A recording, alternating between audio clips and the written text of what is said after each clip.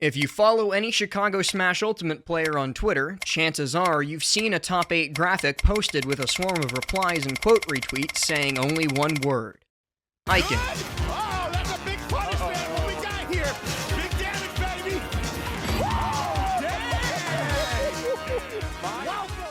To most onlookers, this tradition looks to be nearly incomprehensible. But for Chicago, it's a sign of respect and support to the scene's most explosive up-and-comer, Ikan S, Chicago's current #1 and the best solo Ryu player in North America, who made waves earlier this year with a 17th place finish at February's Glitch Infinite and a 9th place finish at Genesis 8, gaining wins on players such as Pelly, Skittles, Yanni, Leon, Kurama, ESAM, and Cosmos. But, make no mistake, Ikan and his breakout performances didn't appear out of nowhere. In fact, his career spans back years, and includes a niche of competitive Smash that one wouldn't expect to have bred top players. PGstats sent Chicago TO Trade War to conduct an interview with one of the Midwest's rising stars to give us a deep dive into the Chicago Ryu main's background, history, and perspective on competition.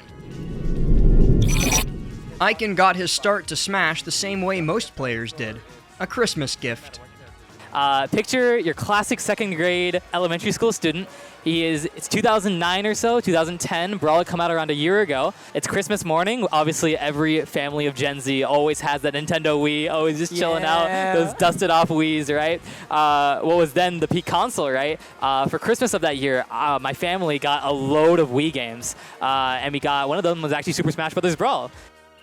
As a kid, he played Brawl casually, items on, and generally just messing around like a kid does, playing Sonic and Lucas, two characters very different from the Hadouken-slinging martial artist that Ikan would end up settling with. As he got older, however, he drifted a little away from Smash, playing other games up until Smash 4's release, where he would play the game for the first time at a friend's house and discover a new passion. I played at a friend's place, and he starts talking about Apex 2015. I'm like, what's Apex 2015?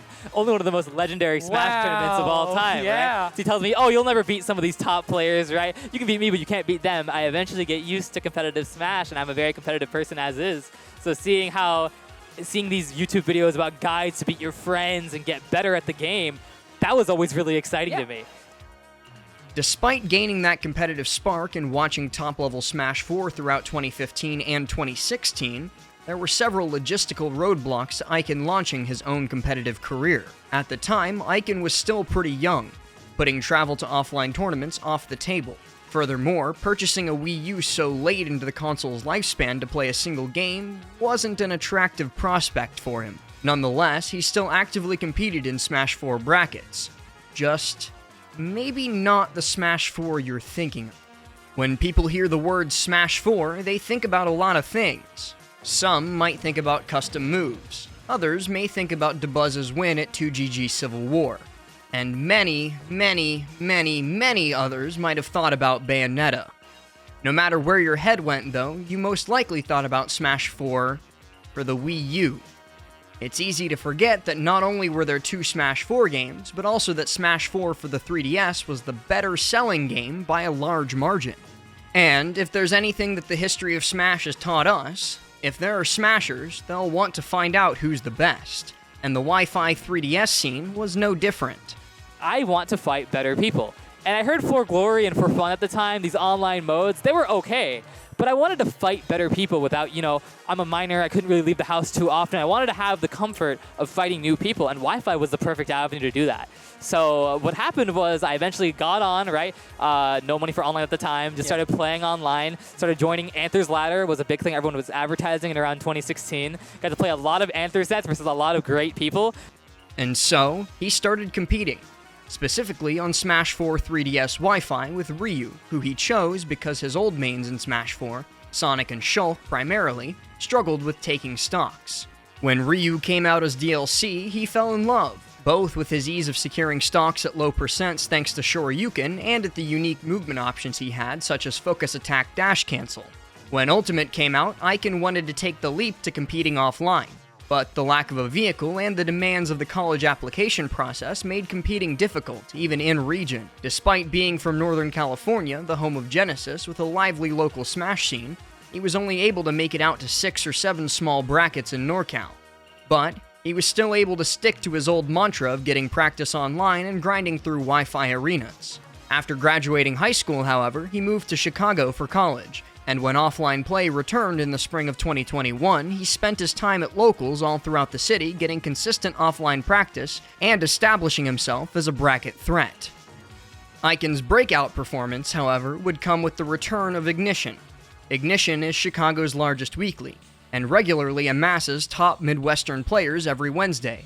This reputation for high-octane competition meant that when Ignition 225, the first Ignition in more than a year, was announced for July 6, 2021, talent from all over the Midwest came to compete. Namely, Ned, Apollo Kage, and Mysterica, the legacy number ones in Chicago, St. Louis, and Indiana respectively, among its 215 entrants. As for what happened with Ikan, who was seeded 17th that Wednesday, well, we'll let him explain. Well, that was a very special day. It was the most stacked summer tournament come to date, right? I was seeded, do all right, top 16, right? For a major, this was like a major in my mind because I had never been to anything bigger than around 50 to 70 man locals. First Ignition back was amazing. I go into losers really early, not early, but when I was supposed to. I eventually make it to top 16. If I remember the run completely, it was Demitis to make top 16, into Panda Bear, into I believe Cyber or SNES, those two, right? Into, I believe, Sam T. Silver run back in losers quarters to eventually make it to top 4, make it on stream at Ignition for the first time, or second time actually. I lost to Sam T. But the first Ignition W on stream versus Mysterica before falling to Ned 1-3. Yep. So I remember that run very fondly because this is my local now. This is what I would consider my home region. And that run was spectacular because I was not expecting to do as well as I did. And sure enough, things just kind of fell underway, and suddenly you get third at one of the most stacked Chicago tournaments to date. That Ignition was the first time Ikan had played Ned, Chicago's number one for years and a legendary player in his own right. Making his name in Smash 4 with Cloud, Ned began putting Chicago on the map with strong finishes at majors, a momentum that continued through Ultimate, eventually getting him ranked 37th on the Fall 2019 PGR. And, to Ikan, Ned was one of those legendary names that he watched in Smash 4 growing up. I watched a lot of Smash 4 even when I was doing the Wi-Fi days. Ned was always a name that was there. His Smash 4 Cloud was legendary. Seeing somebody like that play in a region that's, obviously locals from you, you've seen the history, the things that he has done. He's beaten top players in 4, top players in Ultimate, right? Such a very strong, proficient player who rose up through the ranks, right? My run was so crazy at Ignition that the first time I was sitting down, I was like, oh, I have to fight Ned? Like, Ned? This is a legendary name that I've seen and heard so much about. The time frame as well was very exciting. It was July of 2021, 1 month after offline events are back. The first time I fought Ned, I was like, wow, this is a skill gap, but I know that this is accessible and my character and my playstyle can eventually overcome this style, right? Eventually, Ned and I would play multiple other times. He played a second time at Tri-Point, and then the third time at Tri-Point, or second time at Tri-Point, third time all time, I eventually got the upset on him and I beat him in, I think, winter semis of that tournament. And that's what kind of started our, I guess, rivalry. I always felt like this was the guy who went to majors. This was the guy representing Chicago. I wanted to be there too, and I knew I had the capability of doing it. It's just a matter of consistency, practice, and mindset, all three very important things. I will have the utmost respect of Ned till the end of this game's time, and I will always really appreciate him for really being an inspiration for getting me to where I am today, and I hope I can continue rising along with him, and we can show Ultimate what Chicago is made of. By the end of 2021, Ikan had been ranked as number 1 in Chicago with extreme local dominance, but he had not gone to a major yet. At this point, Ikan had pretty much become a hidden boss and a hometown hero, and his community support would be critically important when VG Bootcamp announced that they were opening up a compendium for their upcoming major, Glitch Infinite, for Ryu players, asking Twitter which Ryu player they'd want to see at the event. The replies for that tweet were filled with one-word tweets, Ikan, and he would be the first player funded.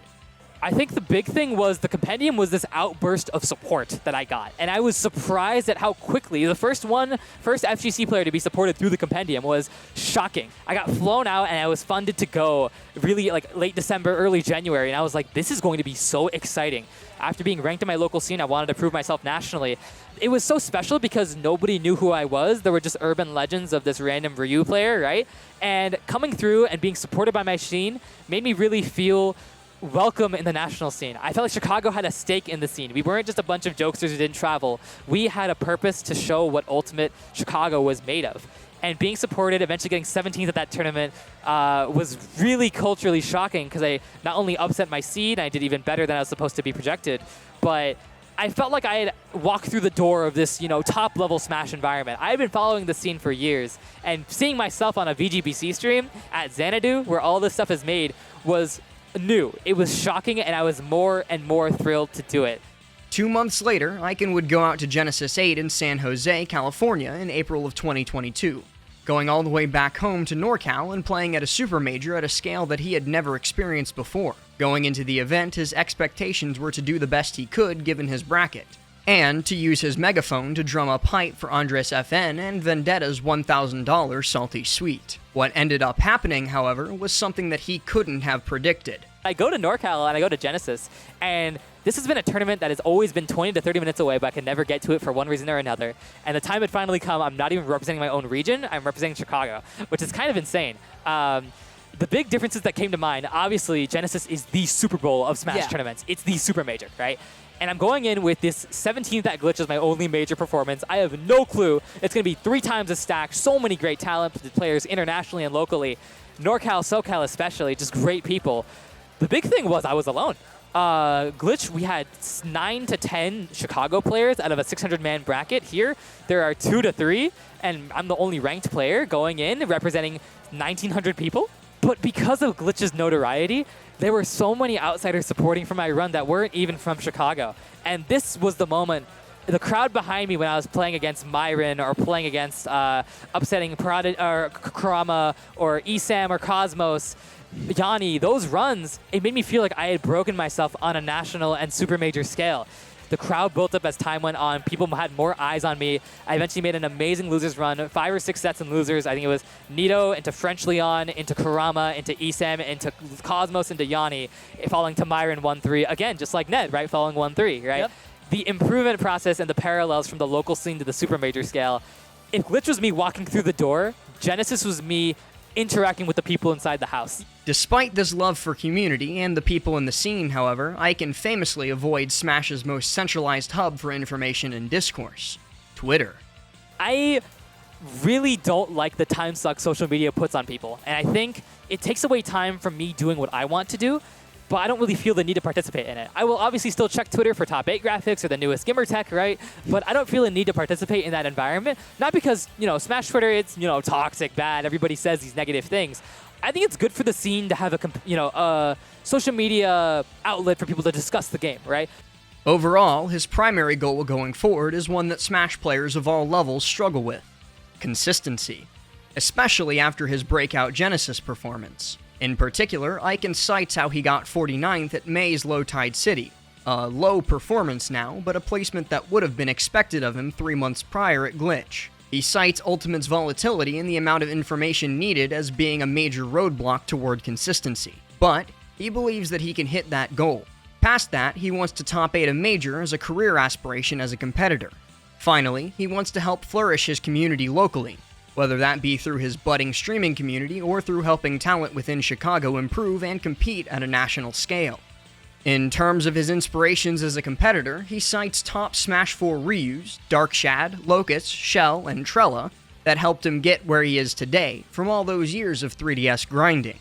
More presently, though, he wanted to highlight the importance of community, from Chicago's primary TOs, his fellow Chicago competitors, and his classmates and club members at the University of Chicago, as well as a variety of top players he's gotten the chance to meet and befriend, such as Apollo Kage, Ned, Andres FN, Nito, and Burr. To end the interview, we asked him what words of advice he'd leave for someone getting their start in competitive Smash in 2022.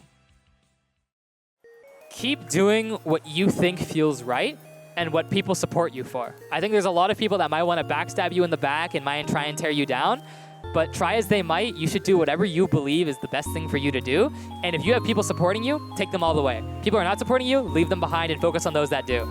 You ever think somebody told me, Ikan's just a 3DS guy, he's not gonna make it far in any Smash game, right? I've gotten that so many times. But I kept doing what was right, what was the most accessible practice to me. do what you feel right, but don't be afraid to listen as well. I wouldn't have made it this far if I didn't listen to the wonderful people around me who gave me the input to go even further. So listen to those that support you, tune out those that don't support you, and do what you feel is right and what is most healthy for the scene around you and healthy to the people supporting you. My religion has always been giving back to the people, and I take that even further with Smash. Help those that have helped you, leave those behind that haven't, make friends. That's what really it is. It's a social game, it's a technical game, it's a mental game. All of it is very, very important. Ikan got his start in competition from one of the most unique mediums of competitive Smash. He arrived in Chicago an underdog, and proved himself by showing that talk is cheap by winning where it mattered, winning the hearts of the people in the process. Months later, he'd undergo nearly the exact same process in San Jose, proving that he could succeed on a national level. From his extremely outgoing personality and his love of the people to his electric style of play, it's easy to understand why Chicago just can't help but give every top 8 graphic with a solo Ryu on it a one-word reply. Make no mistake, this World Warrior aims to prove himself as a top-level mainstay. Give it your all. Thanks for watching. My name's Last, and you can find me on Twitter at L4ST_V1. I hope you enjoyed the video, and I'll see you next time.